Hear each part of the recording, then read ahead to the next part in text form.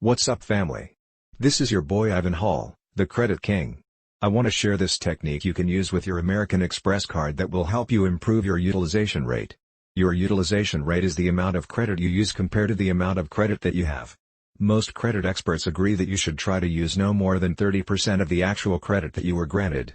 Here's how this technique works. If you have an American Express card or other type of card that has no preset spending limit, understand that the credit bureaus use the highest historically reported balance on these types of cards instead of the reported limit to determine your utilization rate. That means that if you always charge $1,000 on your Amex month after month, FICO views this as you maxing out your card every month. You need to artificially inflate your high balance on the card by shifting all your expenses to this card for a single month to increase the high balance. You can then pay it down the following month and resume normal activity in future months.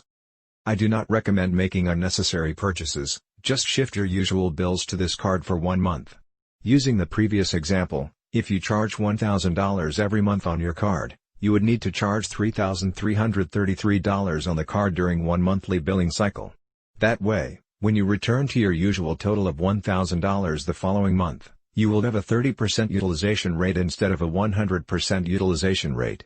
To calculate the amount you need to charge during 1 billing cycle, divide your average balance by 0.3.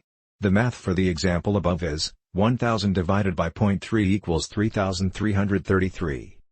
Now that you know how to raise your utilization rate to help you have a better credit score, go do it. And, go get that money.